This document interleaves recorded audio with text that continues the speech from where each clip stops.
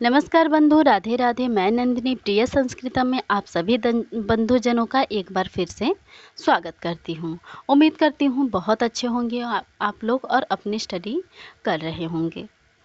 तो चलिए देखते हैं, हम देख रहे हैं यूजीसी नेट संस्कृत 25 कोड का तृतीय प्रश्न पत्र नवंबर 2017 का। और यह जो है उस प्रश्न पत्र की अंतिम कक्षा। आप देख सकते हैं केवल 5 बचे हैं।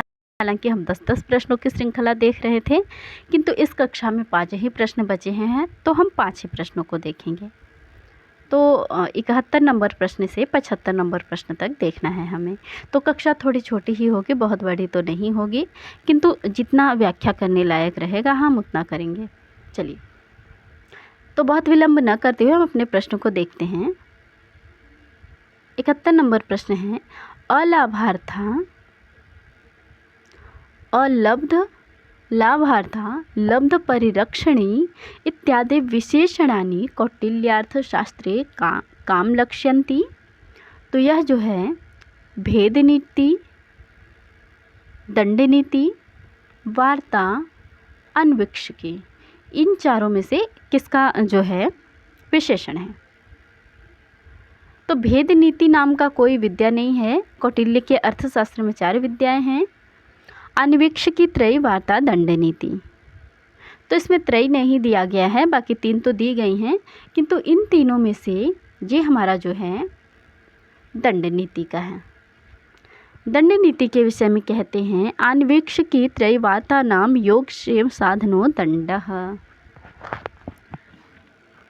फिर कहते हैं, तस्य दंड नीति अलब्ध लाभार्थाः लब्ध परिरक्षणी रक्षित विवर्धनी वृद्धेषु तीर्थेषु प्रतिपादनी च तस्यामायता लोकयात्रा तीक्ष्णदंडो हि भूतानाम् उद्वेजनीयः मृदुदंडः परिभूयते यथार्दंडः पूज्यः सुविज्ञातप्रणीतो हि दंडः प्रजा धर्मार्थ काम योजयति।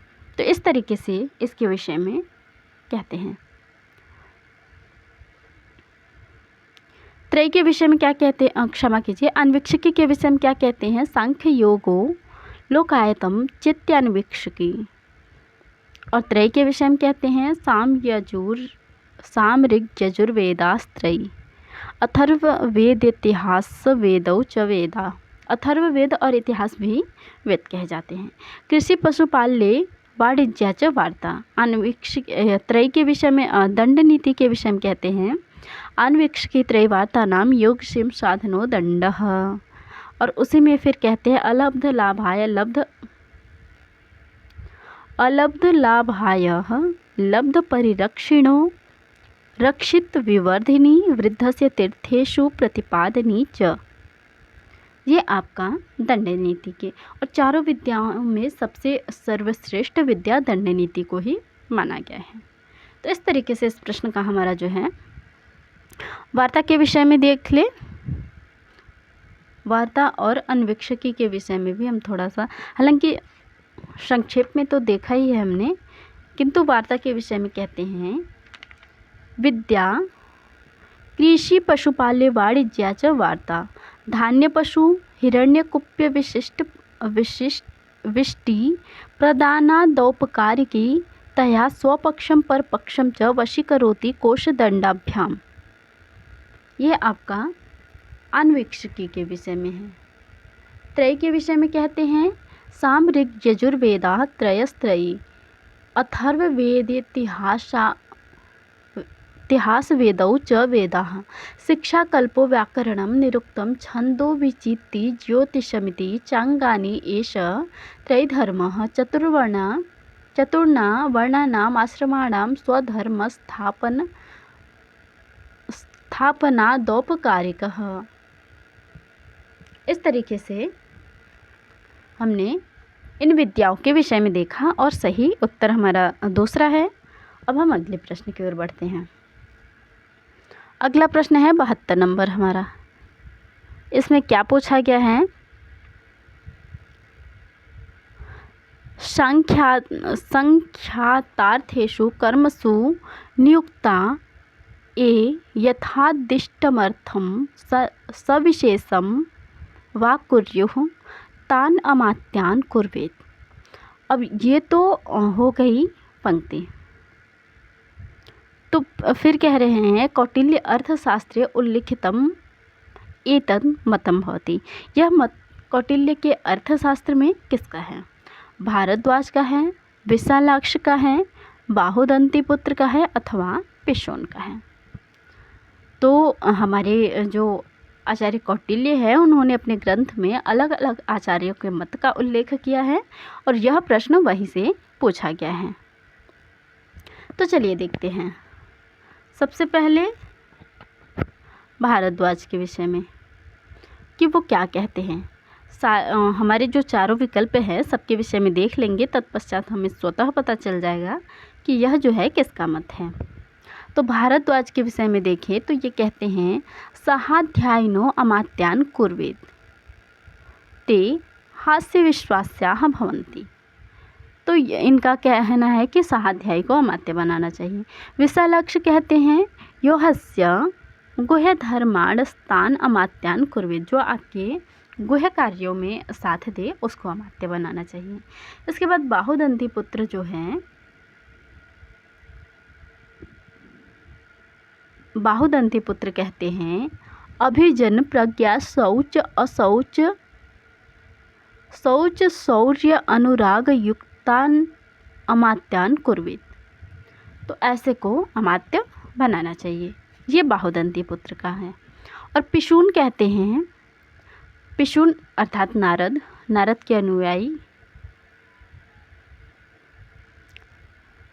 ये कहते हैं कि संख्यातार्थेषु कर्मसु नियुक्ता ये यथादिष्टमर्थ सविशेषम वा कुर्यस्तानमात्यान कुर्वेत। तो यही इनका सही मत है, अर्थात ये सही विकल्प है। बाकी के आचार्य भी क्या कहते हैं? उद्धव या वात व्याधि नीतिविदो नवान अमात्यान कुर्वेत। इसके बाद पाराशर कहते हैं य एनामाप्सु प्राणबाधयुक्ता स्वनुगृही युस्तानमात्यान कुर्वेत। इस तरीके से हमने अलग अलग आचार्यों के मत को हमने कौटिल्य के अर्थशास्त्र के अनुसार देखा। और कौटिल्य का क्या मत है? यह कहते हैं कि सर्वम उपपन्नमिति कौटिल्यः कार्य सामर्थ्यात् ही पुरुष सामर्थ्यम कल्प्यते सामर्थ्यंच। वो कहते हैं कि आवश्यकता अनुसार आप पुरुष क्षमा कीजिए अमात्य चुन सकते हैं। तो इस तरीके से इस प्रश्न का हमारा चौथा विकल्प सही उत्तर है। चलिए अगले प्रश्न की ओर बढ़ते हैं। अगला प्रश्न है आपका याज्ञवल्क्य मते पैतामहे द्रव्ये अनेक पितृपुत्राणां भाग्य विभागः कथं भवति। तो इसका सही विकल्प है पितृतः।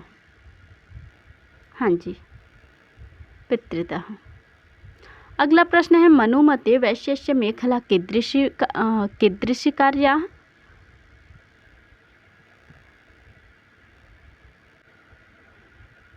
इस प्रश्न में पूछा गया है कि मनु के मत में वैश्य की मेखला किस प्रकार के होते हैं। तो मेखला के विषय में मनुस्मृति में चर्चा करा गया है। कहते हैं कि ब्राह्मण की मेखला जो है वो मुंज की 3 लड़ की चिकनी होनी चाहिए। तो मुंज की मेखला ब्राह्मण की हो गई। क्षत्रिय की मेखला जो है वो मौरवी की हो गई, अर्थात दूसरा क्षत्रिय की हो गई। और षड्तांत्विक की वैश्य की हो गई। कुश की मेखला नहीं होती।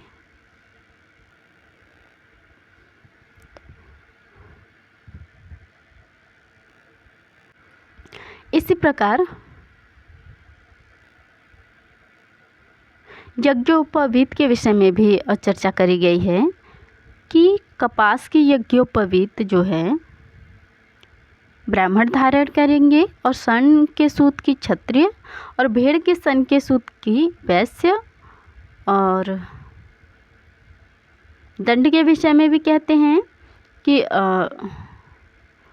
ब्राह्मण जो है बेल या नक के, क्षत्रिय बड़ या खैर के और वैश्य पीलू या गुलर के। इस तरीके से इस प्रश्न का हमारा तीसरा विकल्प सही है। अगला प्रश्न है आपका, मनुमते एतेषां कस्य मात्रा नृपस्य निर्माणे न गृहीतम्। कहते हैं कि किसकी मात्रा राजा के निर्माण में नहीं ली जाती है। इंद्र की, चंद्रमा की, अश्विन की, अनिल की। तो यहाँ पे इसका सही विकल्प है आपका अश्विन। इसकी मात्रा नहीं ली जाती है इनकी। किसकी किसकी ली जाती है? इंद्र, वायु, यम, सूर्य, अग्नि, वरुण, चंद्रमा, कुबेर। इन दिक्पालों के नित्य अंश से ईश्वर ने राजा को बनाया है। श्लोक भी कुछ इस प्रकार से हैं कि इंद्र अनिल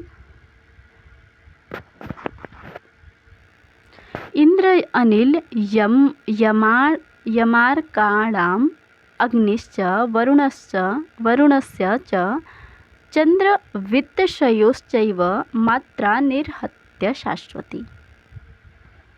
इस तरीके से इस प्रश्न का हमारा तीसरा विकल्प सही उत्तर है। उम्मीद करती हूँ आप लोगों को बहुत पसंद आ रही होगी और ये प्रश्नोत्तरी श्रृंखला अभी चलती रहेगी, अर्थात हम 2015 से 2025 तक पूरे प्रश्न सॉल्व करवा लेंगे बहुत अच्छे से विस्तृत रूप में। और संक्षेप में तो हमने डाला ही है, आप जाकर प्लेलिस्ट चेक करें, आपके उपयोग की बहुत अधिक सामग्री है, आगे भी आती रहेंगी।